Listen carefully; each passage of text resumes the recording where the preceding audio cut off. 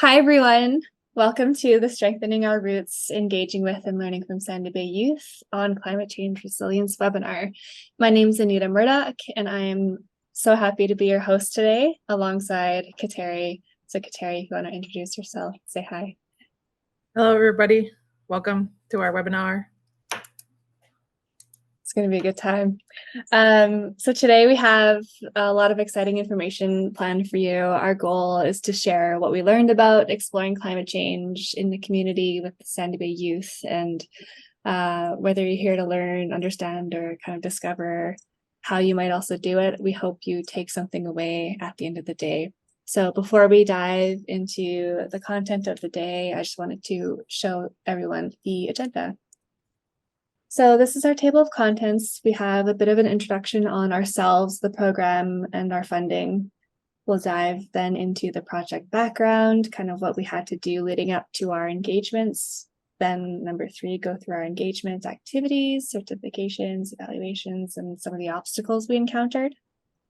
4 is our plan for continuity, so some of the resources that we were able to develop together, including raising some capacity, plans for continuity, resource development, raising capacity and awareness. And lastly, kind of go through the lessons learned of the overall project. So a bit more about us, where we came from and how we were funded. The Strengthening Our Roots Climate Change Awareness is a collaboration between Sandy Bay First Nation, the Connaught Fund, Dr. Alyssa North over at the University of Toronto, and our organization, the Centre for Indigenous Environmental Resources. And this took place over the 2021-2022 year, where we achieved a lot of engagement with the students. So if you wanted to learn more about the climate impact, the link is at the bottom. So who are we? Our team is made up of 4 individuals. Kateri Roulette was our youth coordinator, and she, alongside Lindsay McIver, were part of the Weekwendong Climate Change Project. So together we were working on a few of the initiatives highlighted by Sandy Bay Ojibwe First Nation, and we all put in a lot of work toward the project. So on the SEER side, we had Richard Farthing Nickel, who was our project manager, and myself as the research associate. So together, we worked over the course of the year to plant over 5,000 trees and speak to some of the initiatives that the community had in terms of moving forward on climate change adaptations. So further to a little bit about myself, I'm a research associate at the Centre for Indigenous Environmental Resources. I'll be talking about it as SEER from now on. So for me, it all started from my community. So I'm from Long Plain First Nation / Fish River Cree Nation. I was doing postgraduate work in research with water quality for a little over 4 years.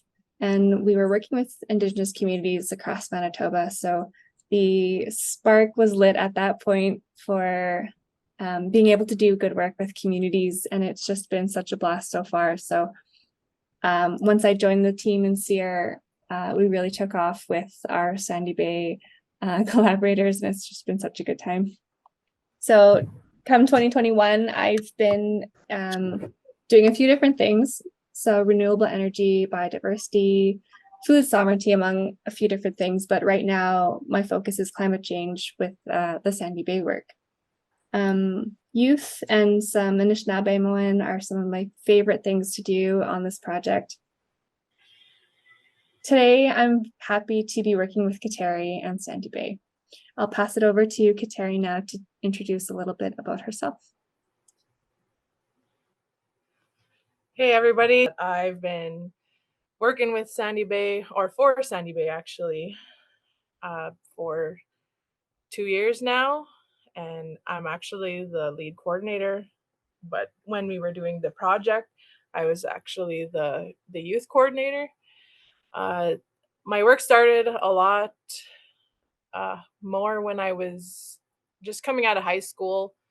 I had numerous volunteer work that I did with the youth, and it kind of just kept going over the years.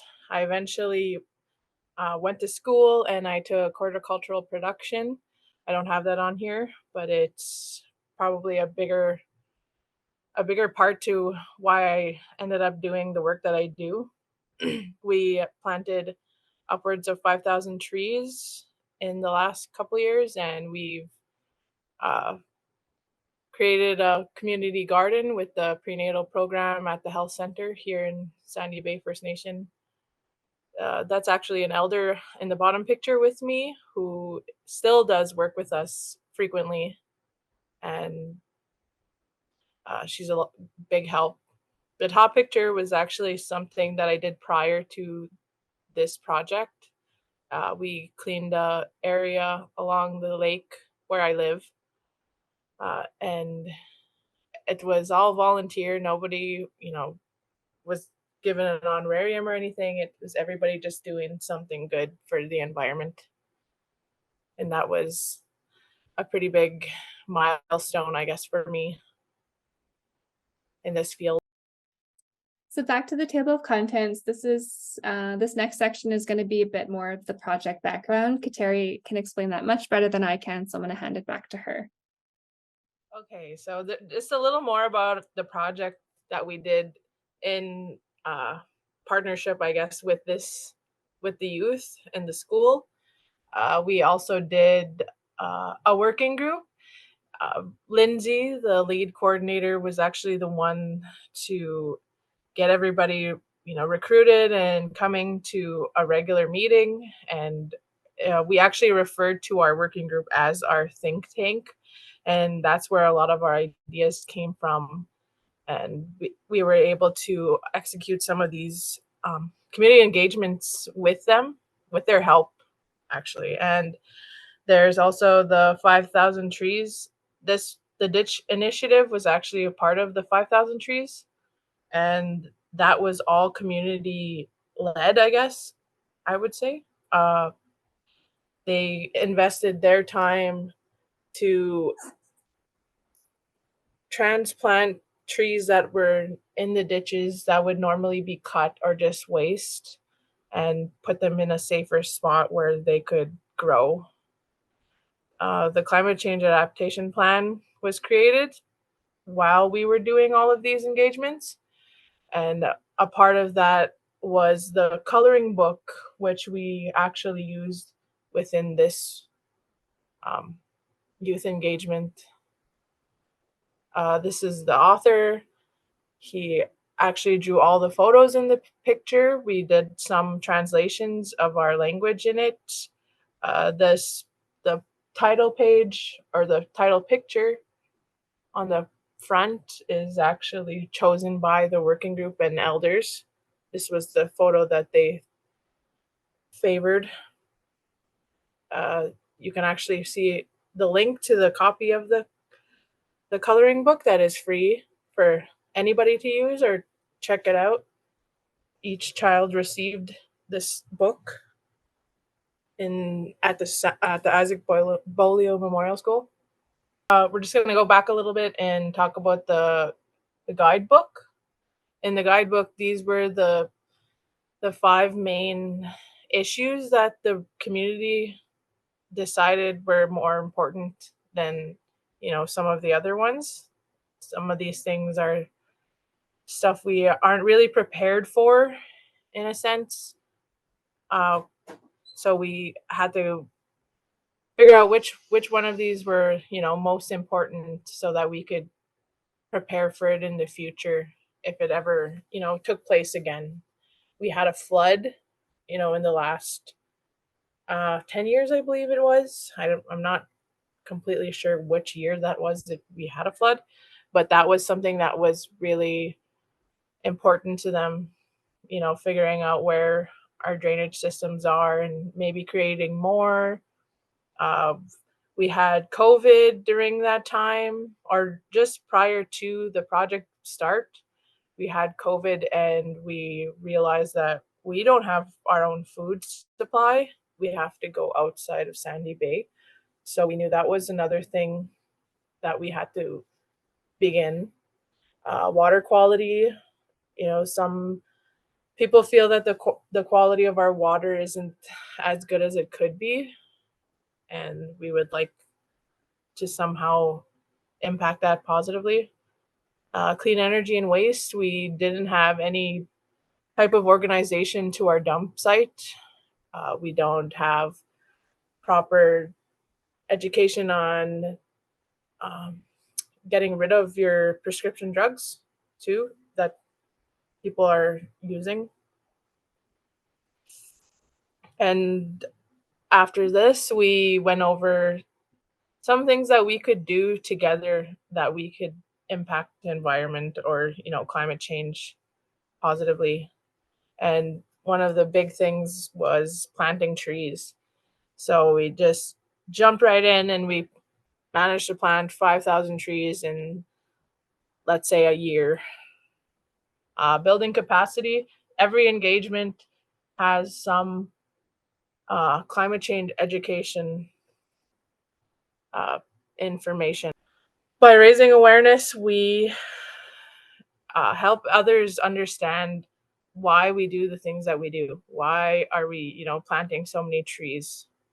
Why are we talking about upcycling and recycling and just, being more aware of your waste, the way we create waste? On adaptations, we've gone over, extreme weather. How can we better prepare ourselves if something should happen?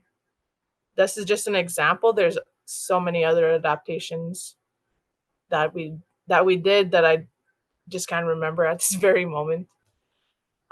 We A lot of our work we do is, we kind of network. We bring in whoever we can or whoever is willing to participate in any of our engagements or events. And the Isaac Bowling Memorial School was really good for allowing us to come into the classroom or to do a presentation with the students. They've we've had teachers help us with essay contests and writing contests and diorama. We've had work with the Dreamcatchers Youth Movement. They still do a lot of events. The snow sculptures was one of the very first things that we did with them, though. That was at right before I think we began going to this for school visits. The most important thing about doing any work here or getting, large groups engaged, you really need to know how to network. And our biggest contributing network, I guess I would call them, is the school, Isaac Bolio Memorial School. This is actually the school that I attended throughout, you know, from kindergarten to grade 12. And the teachers are really helpful whenever we do an engagement or we need to do some type of contest or event.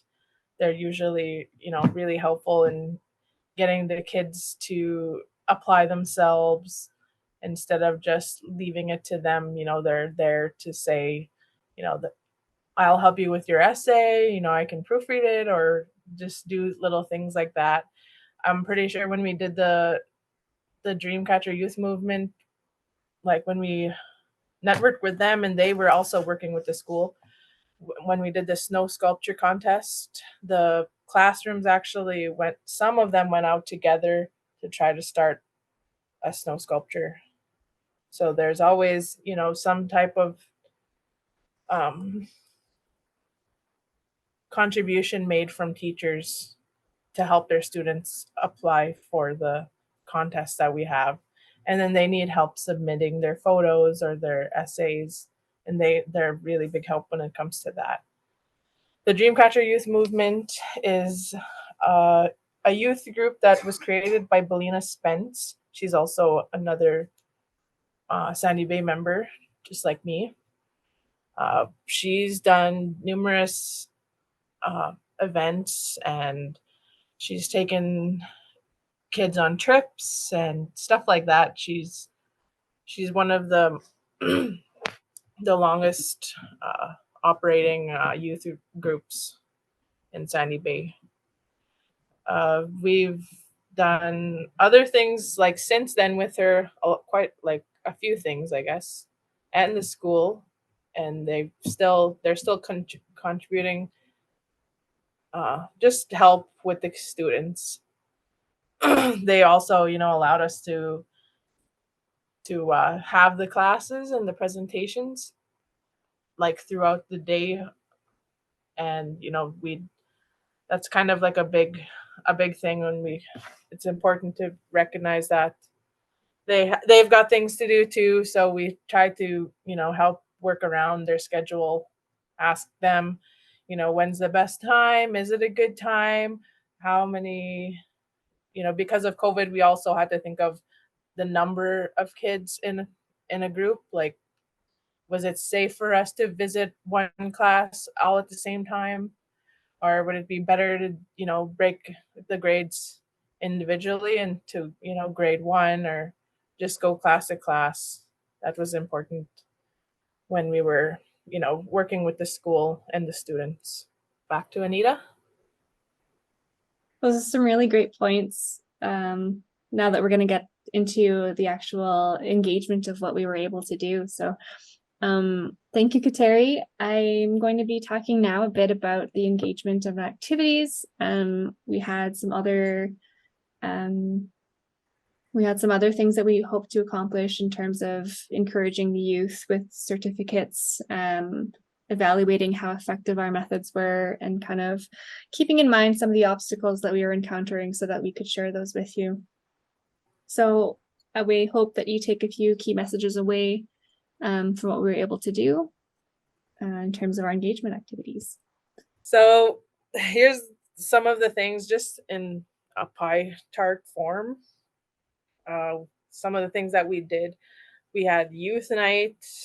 This was more for the higher grades, grades 7 to 12, I believe it was. And the number of students that attended was actually pretty great. I think we had 26 youth at that youth night. I believe we had a few of them, maybe 2 or 3 youth nights. We then did the classroom visits with kindergarten to grade 3. This was the classroom to classroom type of visit. We didn't do them in large numbers just because there's so much more students per grade from K to 3. It didn't seem safe at the time to bunch them all into a large, like I know it's a large room, but it's still just too close together. Then we did the presentations for the students from grades 4 to 6. This was actually, there was less of them, so we were able to do per grade. We did the diorama contest later at the ending with the high school. Each classroom was allowed to submit one diorama for their class, and the prize was a trip out on the land and for supper, I guess, or lunch or supper. Then we did the trips for the students, and when we took the trip to the Thunderbird Nest and the Medicine Rock, we actually gave the other students that didn't win a pizza party. So everybody felt, included, and we didn't forget about the other students. We on these in these presentations, we've talked about climate change, we talk about trees, how trees grow, how trees help us, what trees do for other things, what types of animals live in trees, just various questions on impacting climate change positively, and that has a lot to do with trees. And it's a good subject for students, for especially the young kids, to talk about weather and talk about how trees are similar to us, and the things that they need from us to help them, because they're always, helping us. Just a quick overview of engaging the youth, and I guess we kind of just broke it up into three groups, 3 or 4 groups. 2 groups, being the same older kids in high school, but we've did the classroom visits with the K-3, and that was more classroom to classroom. We kind of broke it down because there's so many students per class in the younger grades than there is in high school. It was easier to go and present and talk with the kids about it in smaller groups. And then we moved on to the grades 4 to 6. There's a little less students, but there's not that much. So we asked the principal what the best method would be to present to them, and she agreed that we could do per grade in the multipurpose room. And you can see in the picture there, they're pretty eager. They've got a lot of answers for you. You shouldn't have to worry. They're pretty knowledgeable on these subjects.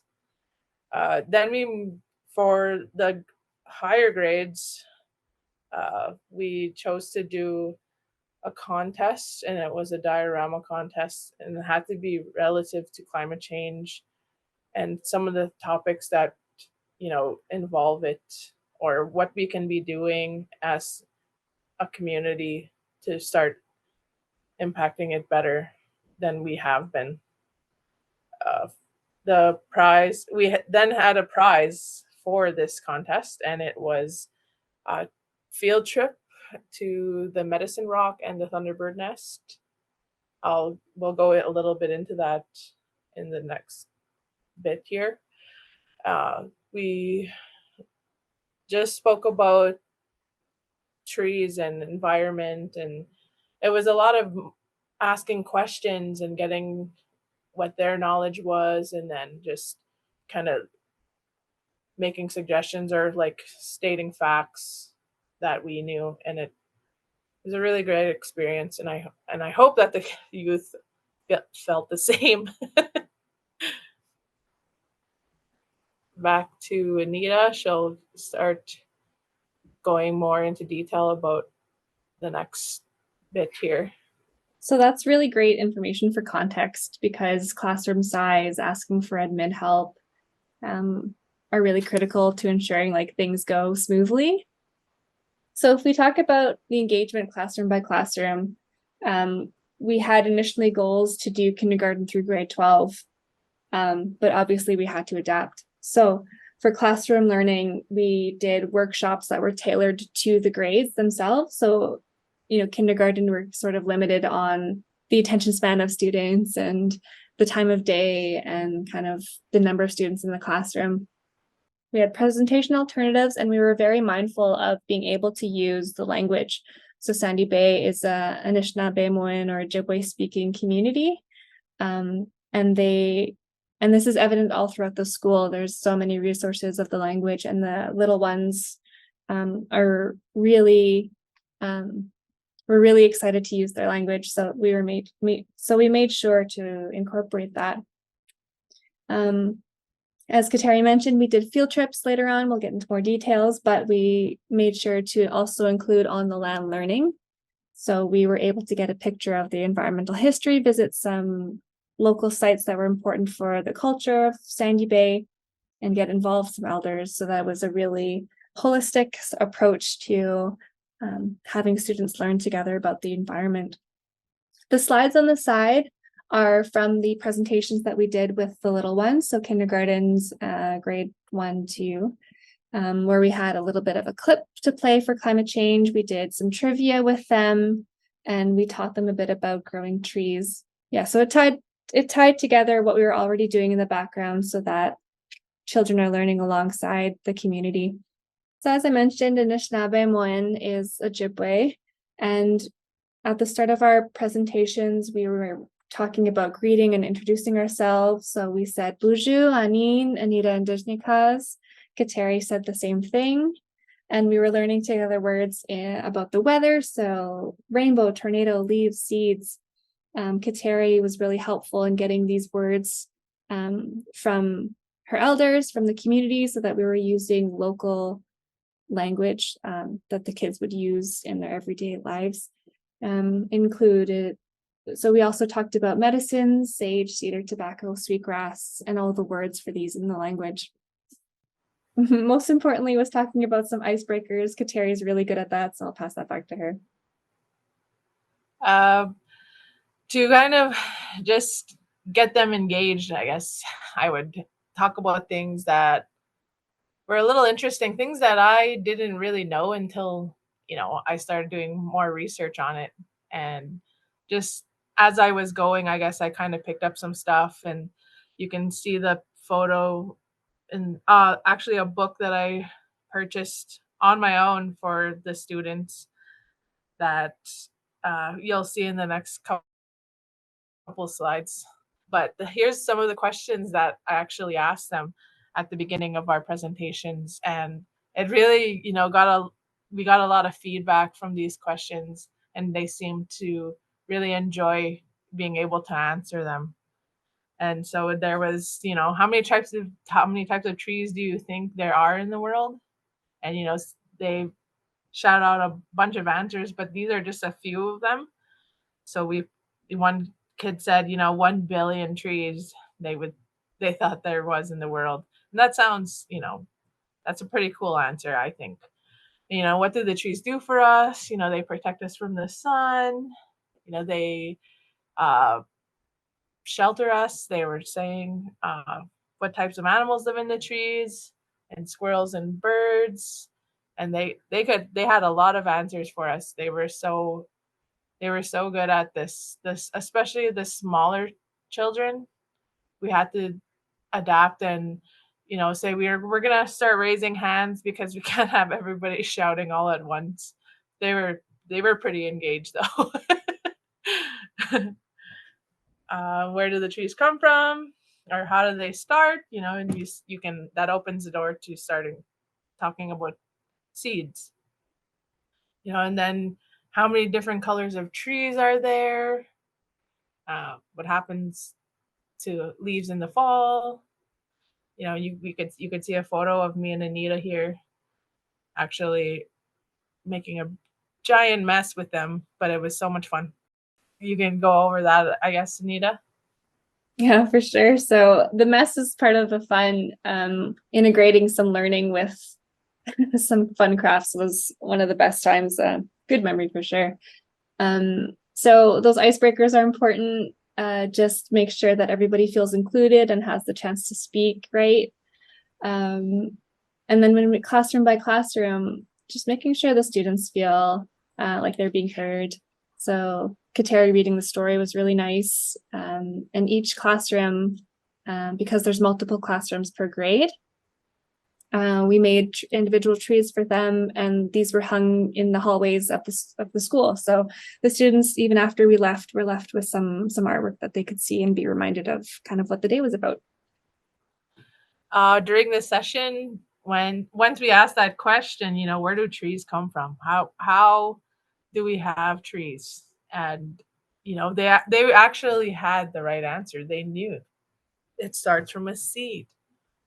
So I started asking them questions about seeds in our area. And do you ever see uh everybody tends to call them like helicopters when we're kids, and it's in the picture here, where you break one off and you kind of throw it in the air and it spins around and falls like in a circle down to the ground. And they were surprised that I told them, that's a seed. Those are seeds that fall off the tree, and that's how seeds grow on their own somewhere else. And there was like a number of different things that we could go over, and I asked them, do you ever notice that it looks like it's snowing in the summertime or in the spring time? And they said, yeah. And I said, those are seeds of a different tree, and so on. And we would just kind of go over some of these things, and they were pretty interested in those and finding that out. And I actually brought um, a pine cone and this type of um, seed when we were doing our presentation. I don't think I did it every single time, but I'm pretty sure we took it at least one presentation so that they could see. A lot of what we talked about was tree education. So uh, a lot of the things that we did had a lot to do with, being outside and just creating awareness of the trees around us, and what they do for us. Are they medicines? Are they, what do their seeds look like? What kind of places do they grow? And there was a lot of tree education within our presentations. So when we wrapped up our classroom activities, we made sure that the fruits of the labor of the working group and the climate change awareness group as a whole, we made sure that the students received a copy of the coloring book, and they also received a seed pencil. So this was just to encourage them to keep learning about trees, and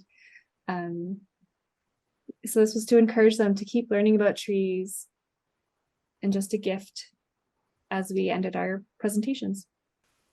So that was the end of our early year, middle years classroom activities. And after we wrapped that up, we moved to the high school years and did our diorama activity.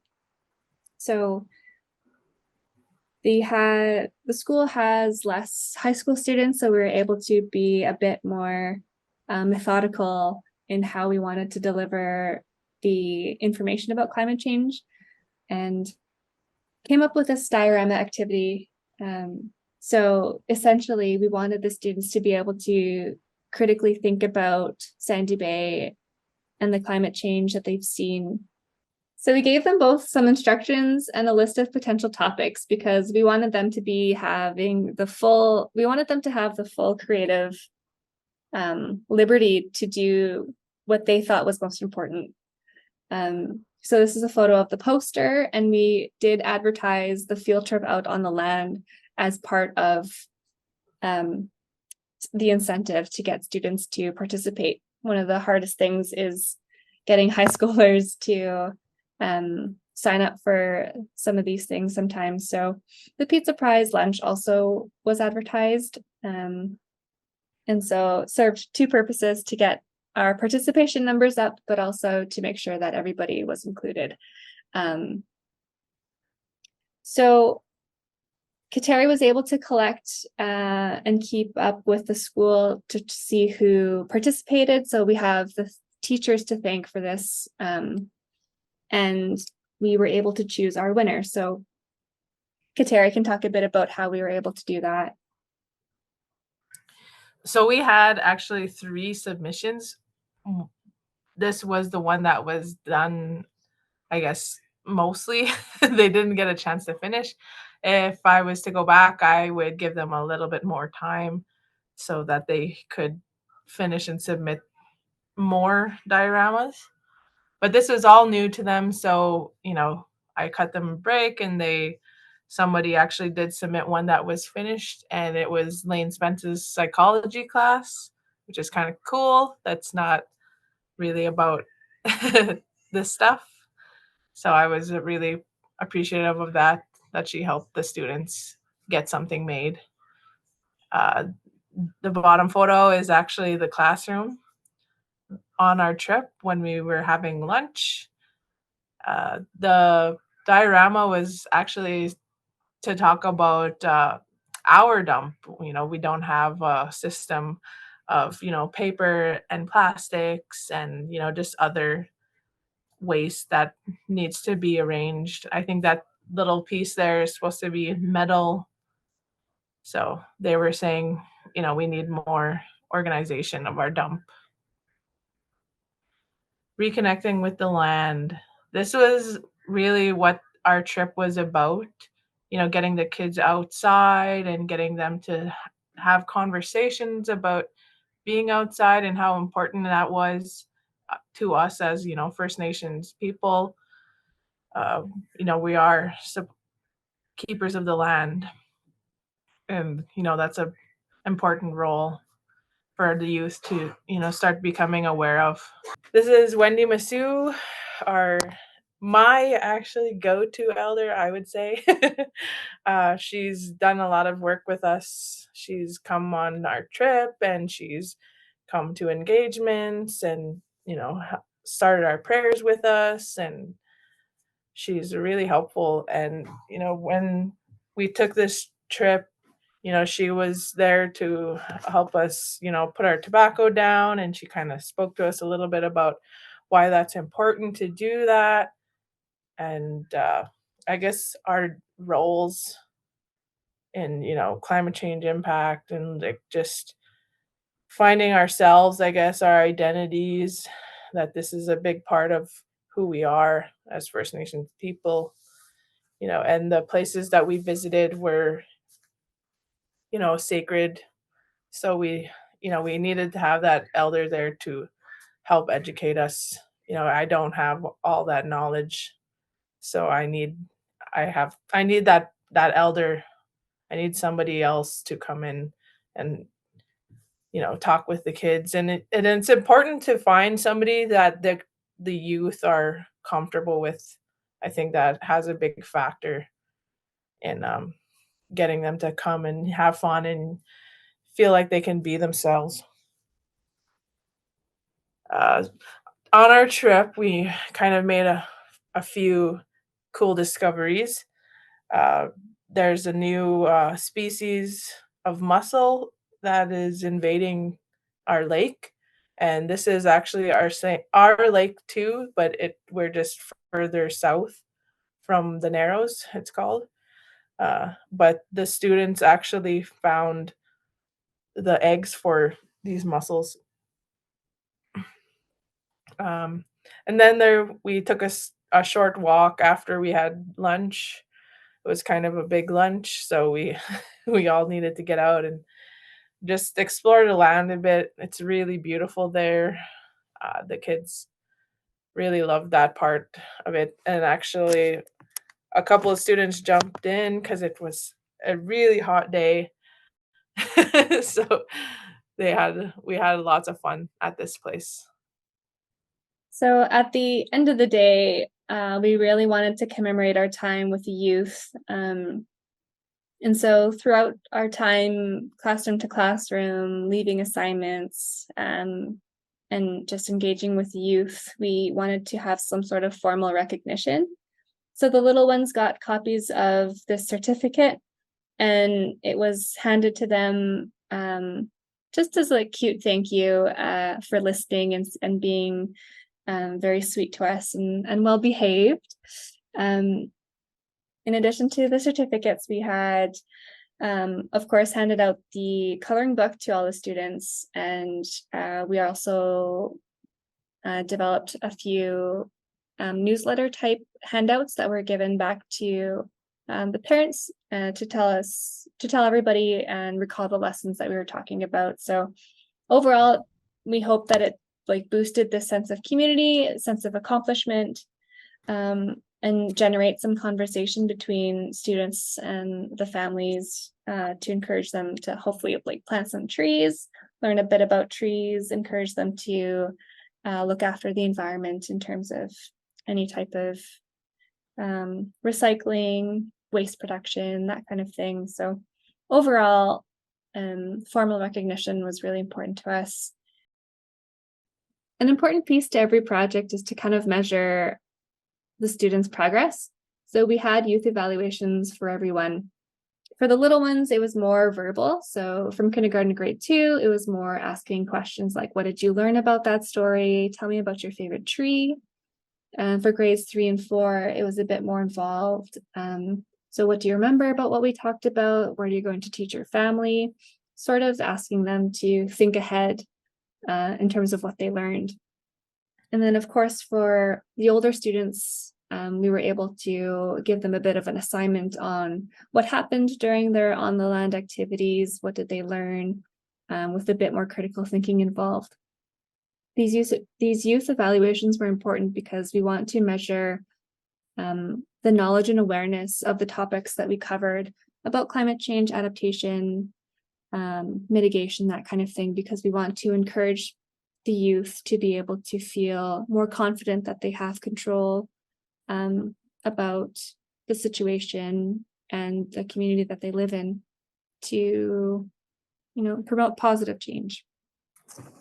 So our submission for the field trip was submitted by Tamara Roulette, and we asked them to describe their relationship with Mother Earth and what they thought of the activity. So I'll leave a moment here for you to read what Tamara had to say.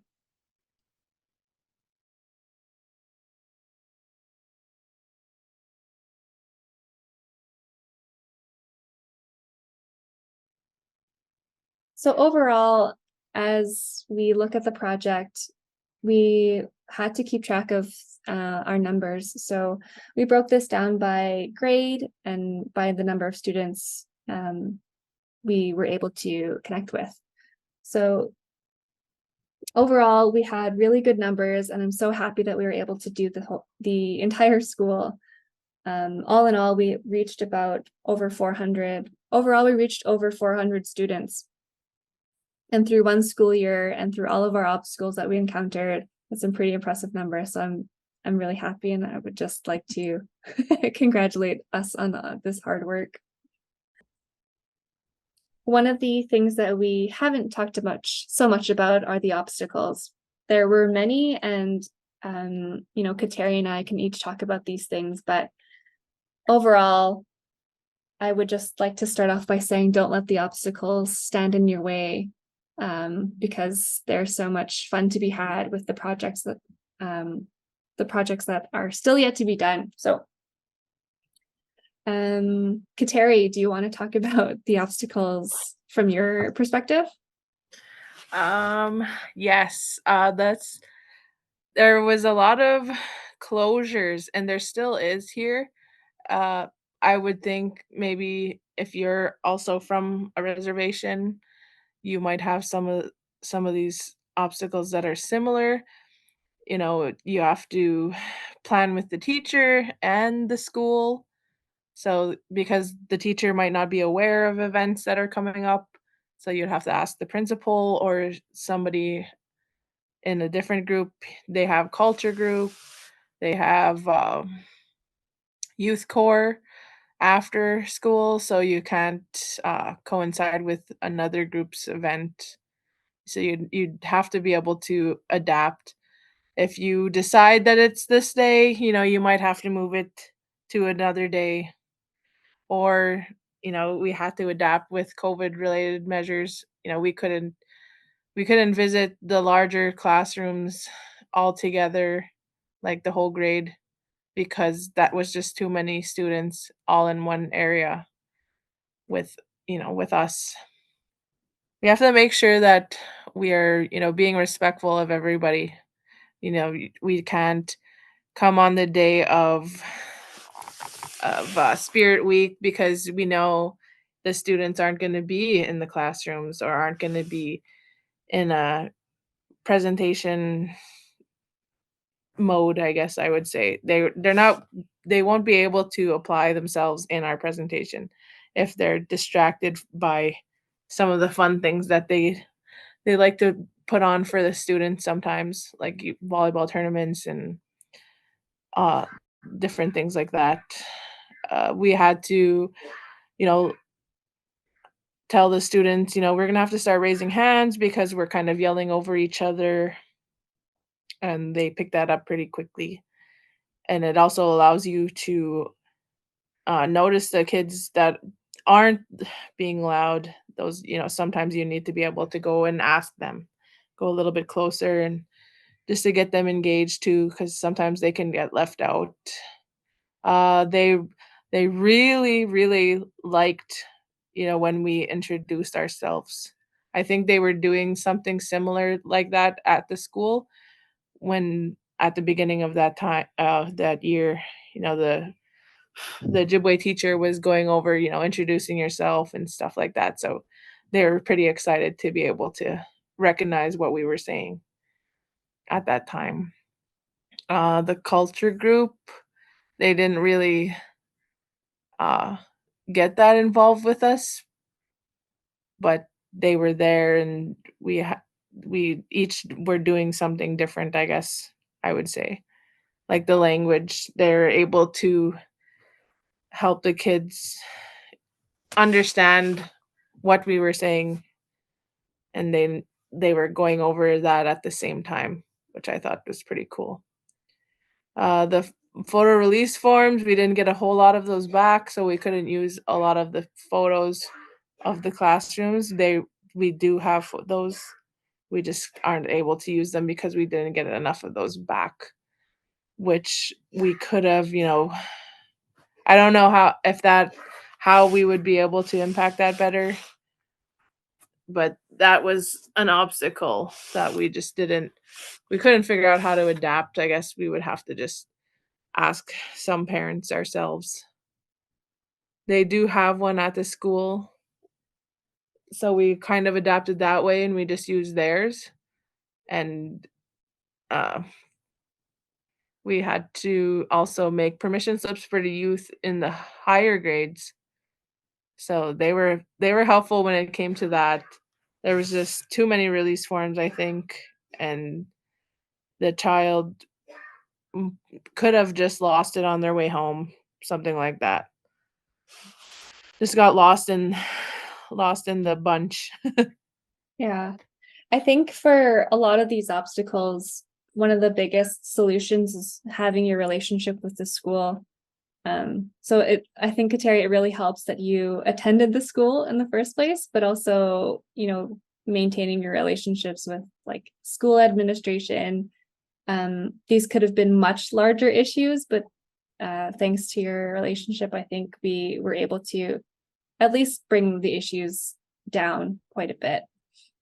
Yeah, I think it's important that you become aware of the different groups, the different people that you need to talk to and go over things.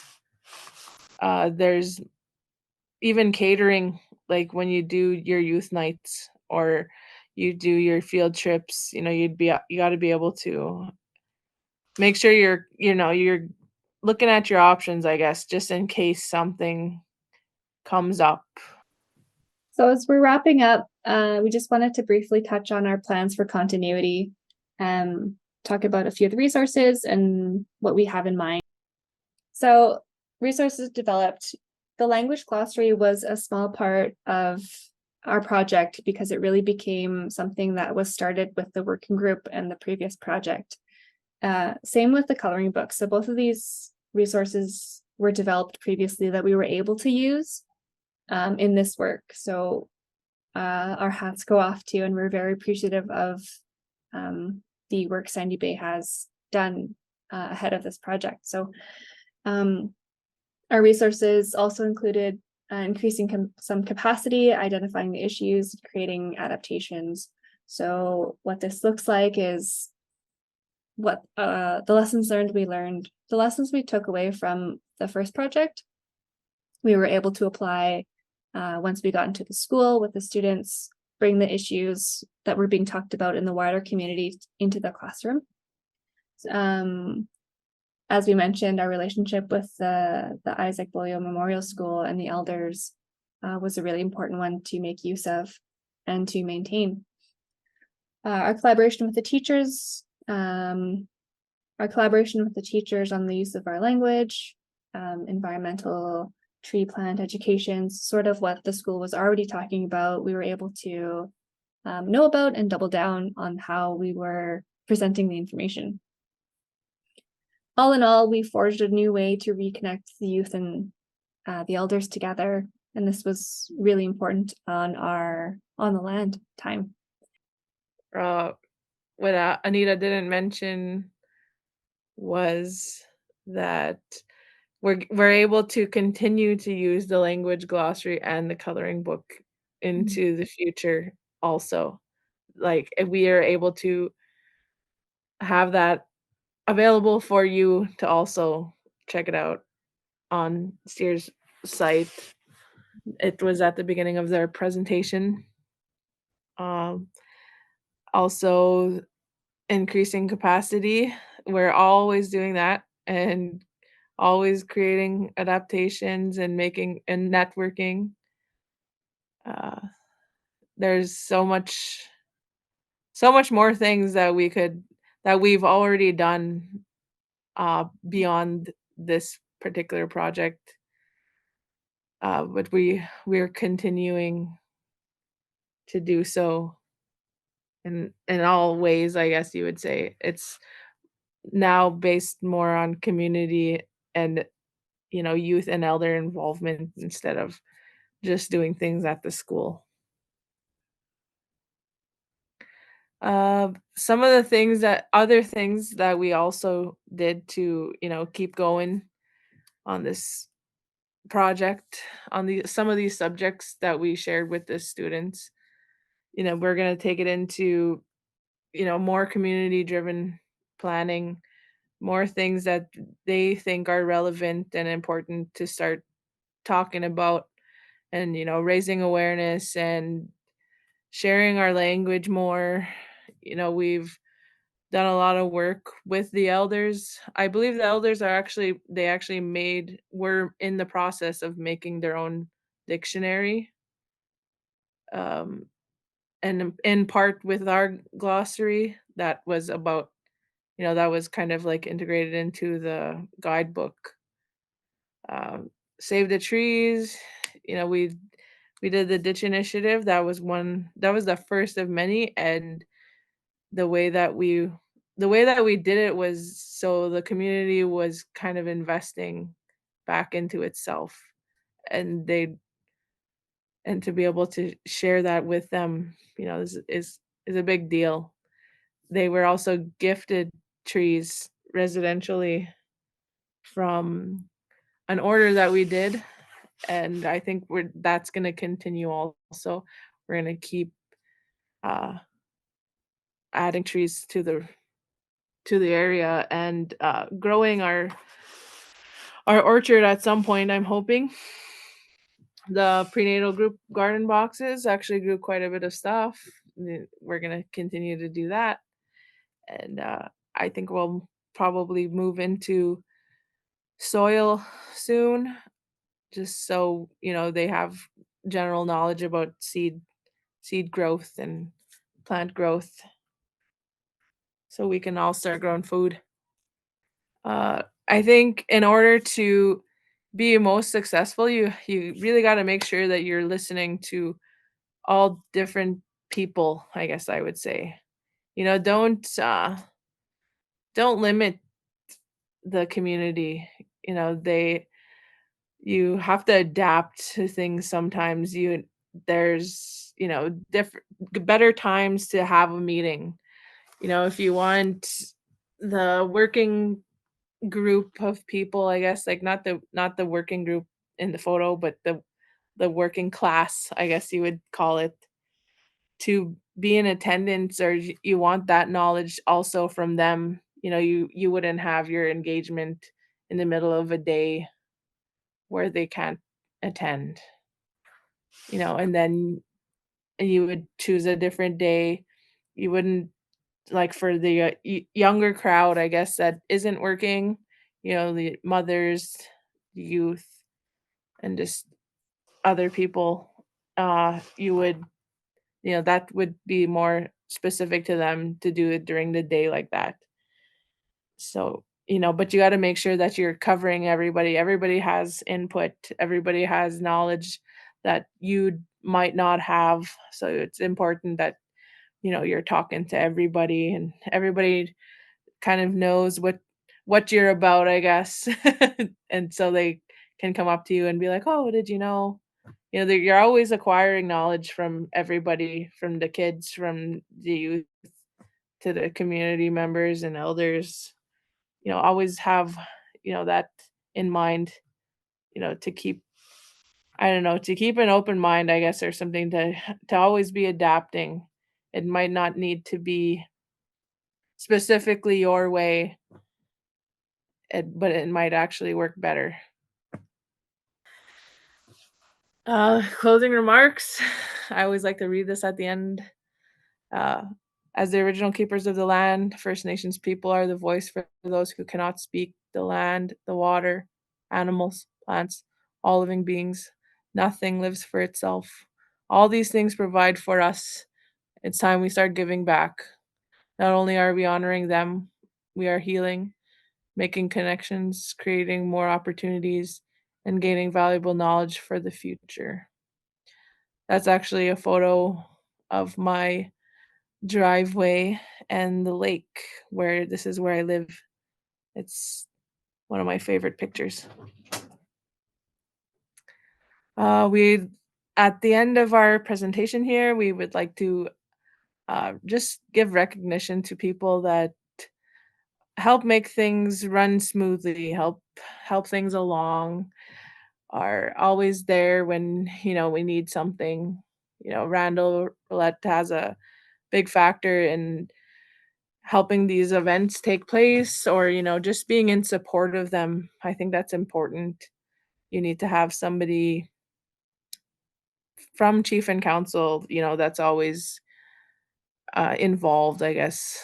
The Sandy Bay Finance, we are not the greatest when it comes to getting our finances in a timely manner, I guess. They've been a huge help in helping us execute these events and other things.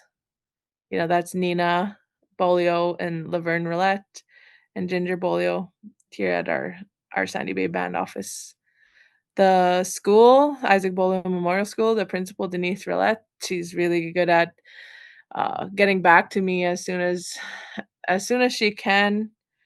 And she's really open to having us come there and talk about this stuff. That's important. Patrick Richard, our DJ at the radio, he's really good at announcing some of our events and getting the word out for us in a timely fashion. I guess it's the quickest way to let the community know what's going on. The complex, they also too they help a lot with our community engagements. They're usually open to our days, and they don't really limit us. So I appreciate them for that. The Sandy Bay Health Center, this is where Wendy Masu works. She's actually the culture coordinator, and Dolores Bolio, at that time, she was the prenatal nurse, the prenatal group coordinator or something like that. But she was the one that originally helped us start the community garden boxes there for the prenatal ladies and their kids to go and be outside and in the sun and grow food for health reasons. We have our caterers, Georgina Elk, Aislinn with Dish with Aislo, Norman Fagnan at Breakaway Burgers, and Kenesha Roulette at Kenesha Treats. So thank you to everybody who helped us along. We wouldn't be here without the support. Thank you, Kateri, for all your hard work. And thank you to everybody who's listening. We hope you took something away and you get to apply it in your project as well. Miigwech. Yeah, miigwech.